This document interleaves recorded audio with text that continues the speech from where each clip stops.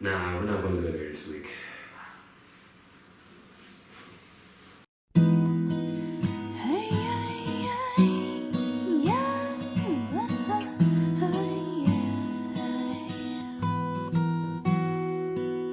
An old man turned 98. He won the lottery and died the next. Welcome to Press Conference. Welcome to October. October is a special month for many causes, but I'm here to bring special attention to the fact that October is supposed to be National Popcorn Poppin' Month. Not National Popcorn Month. You have to have the poppin' in there. Look, this is the video that they put up. I'm not creating this on my own here. And besides Terrell Owens telling folks when some unnecessary drama was about to go down on the field to get your popcorn ready, you know, I think back to the days when 3-6 Mafia was always popping their collar. And you know what? I guess it applies to popcorn in an official state now. And that's cool. I'm just saying this. If you gonna have a National Popcorn Poppin' Month and you gonna celebrate it with some Netflix and chill or whatever, you should probably have a toothbrush and floss ready. I mean, let's face it, popcorn is one of the most annoying snacks out there. It's at the very least quite inefficient. You know, you get excited about popping a bowl of popcorn, but how often do you actually get to the bottom of that fully popped bag of popcorn, right? And I mean, it's a little messy sometimes. You know, you get butter all over your fingers. That's not the most sanitary thing. That's not to take away from the fact that it's National Popcorn Poppin' Month. I mean, who knows? Depending on how things shake out in 4 weeks, we might have a National Corn Pop Month. But for right now, we have National Popcorn Poppin' Month. I hope y'all will enjoy it. I don't want to make this out to be a sports segment. I don't need y'all telling folk that Press Conference is a sports program, because it's not. It's very much not. But I need to set up the scenario, okay? The situation is this. If you're from Houston, you have seen the 3 major professional sports teams all change their manager or head coach in the calendar year of 2020. Now, all of them were for different reasons, of course. In January, the MLB team changed managers because apparently they were cheating, something like that. And last month in September, the NBA team changed their head coach, but that was a situation where a contract ran out. So it was like, we're just gonna get up ahead of the news and we're not coming back. All right, cool. But the NFL team, that one fascinated me because this dude, Thanos, basically they won the division. He basically won a bunch of power struggles during his tenure, so he became like the general manager. So he trades dudes he doesn't get along with. All right, that's your prerogative, and we're not going to have draft picks in the future. Okay, if you win and that's acceptable, I guess. But then he shows what kind of coach he is because they lose their first 4 games. Dude comes out Monday morning and is like, I know the solution to this. I'm going to be the play caller. And I guess the team was like, nah, we got to let you go. They go in and the breaking news, team changed their head coach. And you know, national sports networks, they break in with this news and all they have is the footage, the B-roll from your most stressed moments as coach. I got to thinking, that's kind of messed up. Now for him it's not because, like, you know, he's Thanos and all, but for everybody else it's like, man, you gotta be aware. What if they put you on the surveillance cam and it's like, listen, we gonna have B-roll of you when we make a decision on your employment, and it's just going to make the case a little bit easier that we needed to part ways, because every time we have your footage, you look stressed. And so, you know what? I feel like that is something that we have to keep in mind. You have to keep in mind that there is B-roll of you out there looking stressed at your job, and they're going to just roll that footage when they make a decision that they move it on. I mean, you're not gonna catch me like that. especially with this mask on. I'm not gonna be looking stressed on somebody's B-roll when they make a decision on me. So I suggest you do the same. Keep that in mind. They gonna have B-roll of somebody. Today's guest on press conference from New York, Lauren Brill. I'm joined by Lauren Brill. It's my morning. It's your afternoon. So welcome to press conference, Lauren. How are you feeling today? I'm doing well. Thanks for having me. Just I'm navigating I'm through this crazy world.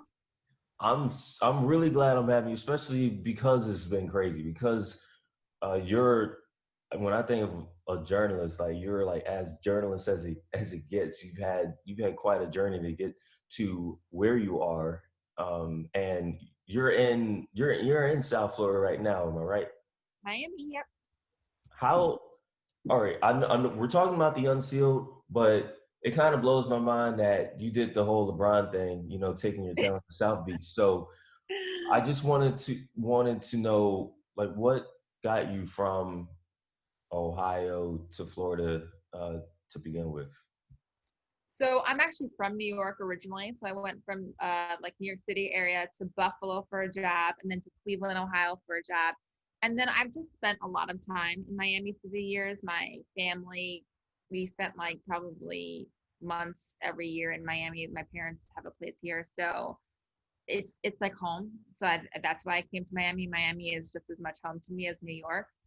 So when I wanted to start a business, financially it made sense. Taxes are a little better here.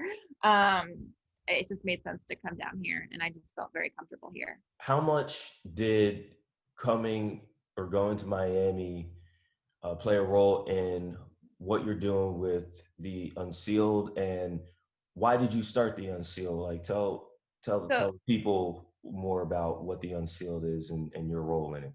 So the Unsealed was completely independent of me moving to Miami. I had decided probably a year or two prior to actually launching the Unsealed that I was going to start the Unsealed.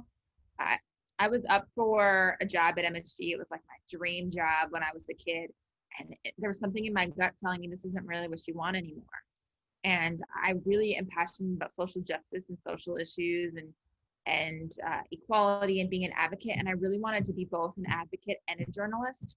And I started looking for jobs that might encompass both, and it just didn't exist. Like the whole concept of journalism is neutrality, and so you can't be neutral and then advocating for what you believe is right. So I really couldn't find a job that encompassed both, and I realized that the job of just hosting and being on TV and just doing sports wasn't what I really wanted anymore. That wasn't really where my passion lied. So I decided that I would create the opportunity that I couldn't find. And so in 2017, I wrote an open letter to sexual assault survivors telling them what happened to me when I was 16 years old. Unfortunately, I was sexually assaulted by two strangers who drugged me. And that went viral around the country. And I realized the power of truth and honesty and just first person storytelling. So I decided, like, what if I could tell stories in first person with other people? So what if I could help other people share their story, but in the voice of first person? And so I ghostwrite all the letters on the Unsealed. We tell stories that reveal strength and promote equality. And I'm able to lift other people's voices and empower them, and also support all these social injustices that I'm passionate fighting against. So it's a way for me to lift other people's voices, still have my own voice, and still be a journalist to some degree. I feel like that's incredibly inspiring, both in terms of how inclusive it is. Like, this is something that was born of your life and your life experiences and the attributes that you have, but you also have created a forum where you do feature other people, and it's not based off of where you're from or even what you look like or who you are.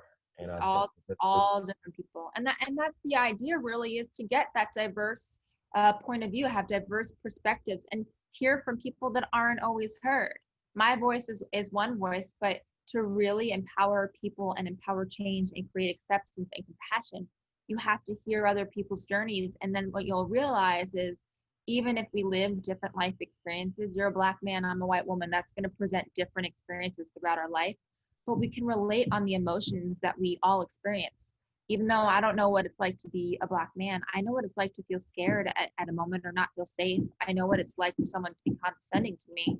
So even if the experience that creates that emotion is different, I can relate to that emotion. And so when you hear other people's stories and the emotion and their emotion that those experiences evoke, that's how we can connect and create compassion and understanding and start to really come together and create hopefully change.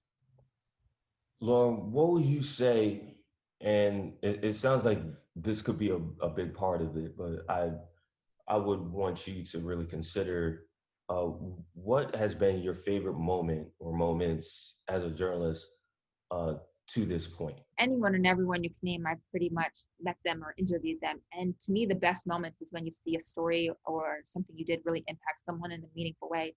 I spoke at a high school once, and a girl came up to me afterwards and told me she was assaulted. And then she wrote to me that I was one of 5 people that she told. But after she told me, she told a 6th person and a 7th person and an 8th person. And the only thing that she could account she could make sense of why she did that was because of me. And she said I was the first woman she ever saw who took her pain and used it to propel her passion. And so that moment for me was really, really meaningful. And then I've done stories with families with sick children, or stories of people. I did recently a story of a young girl who had a stutter, and I showed her that she's a hero and she is inspiring, and helping people see that they are overcoming adversity and they're inspiring and they can inspire other people.